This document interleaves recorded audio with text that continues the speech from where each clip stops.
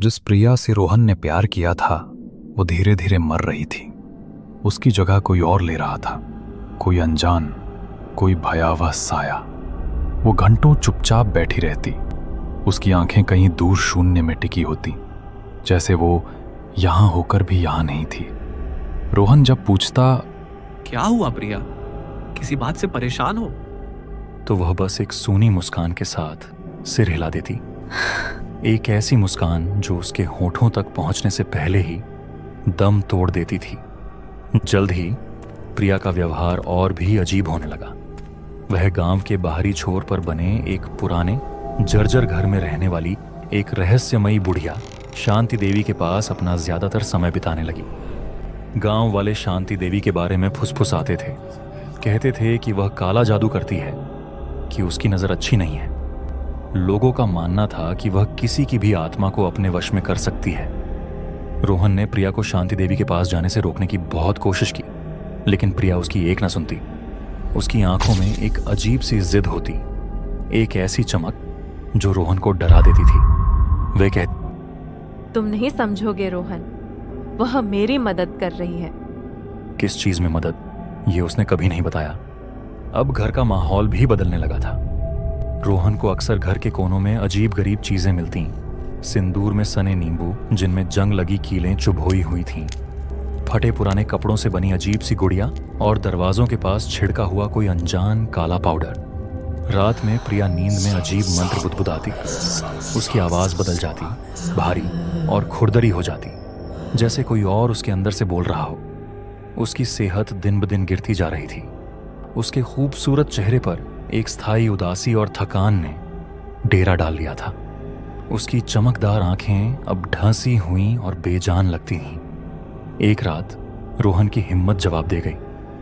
उसने प्रिया को झकझोर कर पूछा, ये सब क्या है प्रिया?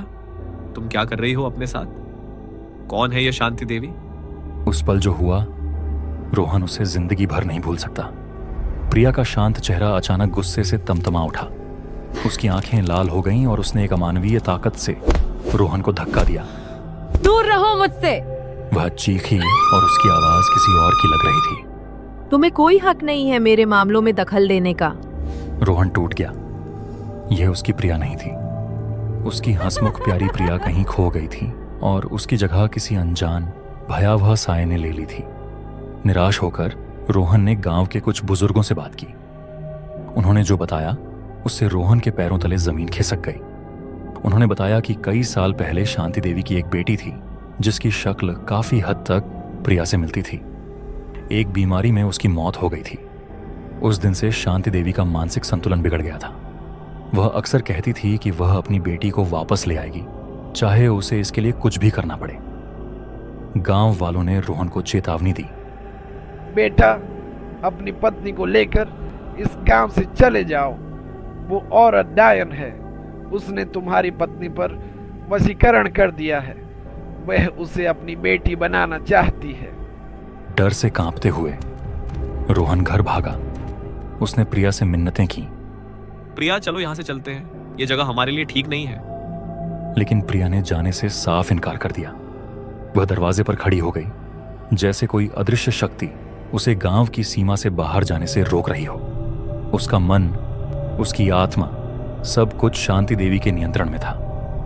अब रोहन के पास एक ही रास्ता बचा था, उसे खुद शांति देवी का सामना करना था। अगली रात जब चांद घने बादलों के पीछे छिपा था, रोहन हिम्मत जुटाकर शांति देवी के घर की ओर चल पड़ा। वह घर गांव से अलग थलग एक पीपल के पेड़ के नीचे बना था, जिसकी शाखाएं किसी दैत्य की भुजाओं की तरह घर पर फैली हुई। हवा में जलते हुए कपूर और किसी चीज के सड़ने की एक अजीब सी गंध घुली हुई थी। घर के अंदर से धीमी लयबद्ध मंत्रोच्चार की आवाज आ रही थी। रोहन ने धीरे से दरवाजा धकेला, जो एक चरमराती हुई आवाज के साथ खुल गया। अंदर का दृश्य किसी बुरे सपने जैसा था। कमरे के बीच में दर्जनों दियों की टिमटिमाती रोशनी में शांति देवी एक अनुष्ठान कर रही थी। उसके सामने प्रिया बैठी थी, एक समाधि की अवस्था में। उसके बाल कटे हुए थे और उसके माथे पर खून से अजीब चिन्ह बने हुए थे। उसकी आंखें खुली थीं, पर उनमें कोई भाव नहीं था। शांति देवी ने रोहन को देखा और एक भयानक मुस्कान उसके झुर्रियों वाले चेहरे पर फैल गई। आ गए तुम। वह फुसफुसाई, देख रहे हो, मेरी बेटी लौट आई है। आज रात ये पूरी तरह से मेरी हो जाएगी। इसकी आत्मा चली जाएगी और मेरी बेटी की आत्मा इस शरीर में हमेशा के लिए बस जाएगी। रोहन ने देखा शांति देवी के एक हाथ में प्रिया का मंगलसूत्र था, जिसे वह मंत्र पढ़ते हुए एक कटोरी में रखे लाल तरल में डुबो रही थी। गांव के पुजारी की बात रोहन के कानों में गूंजी। वशीकरण का स्रोत पीड़ित की कोई निजी वस्तु होती है जिस पर तांत्रिक अपनी सारी शक्ति केंद्रित करता है। रोहन समझ गया कि उसे क्या करना है। वह चीखता हुआ शांति देवी की ओर झपटा। छोड़ दो मेरी पत्नी को, डायन। एक अकल्पनीय संघर्ष शुरू हुआ। शांति देवी अपनी उम्र के बावजूद आश्चर्यजनक रूप से शक्तिशाली थी। उसने रोहन को धक्का दिया, लेकिन रोहन का पूरा ध्यान प्रिया के मंगलसूत्र पर था। उसने पूरी ताकत से शांति देवी का हाथ पकड़ा और मंगलसूत्र छीनने की कोशिश की। जैसे ही उसकी उंगलियों ने मंगलसूत्र को छुआ, एक जोर का झटका लगा, जैसे बिजली का करंट दौड़ गया हो। मंगलसूत्र रोहन के हाथ में आ गया। उसी क्षण अनुष्ठान टूट गया। प्रिया एक दिल दहला देने वाली चीख के साथ चिल्लाई और बेहोश होकर गिर पड़ी। कमरे में जल रहे दिए एक एक करके बुझने लगे। एक भयानक ठंडी हवा का झोंका आया, जिसने सब कुछ तहस नहस कर दिया।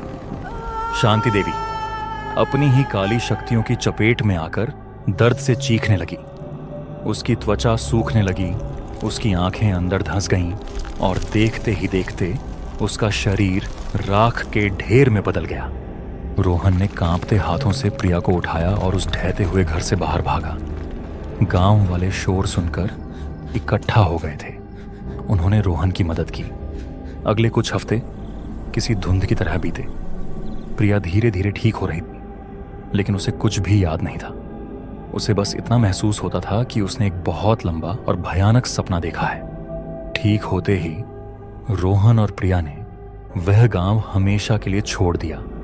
वे एक नए शहर में आ गए, एक नई जिंदगी शुरू करने के लिए। वे अब भी एक दूसरे से प्यार करते थे, शायद पहले से भी ज्यादा, लेकिन कुछ बदल गया था। कभी कभी जब प्रिया अकेली होती या गहरी सोच में डूबी होती, तो रोहन चुपके से उसे देखता। वह उसकी आंखों में उस खौफनाक साए की कोई झलक ढूंढने की कोशिश करता। वह डर कि उसकी प्रिया शायद पूरी तरह से उसकी नहीं है, कभी भी रोहन के दिल से पूरी तरह नहीं गया।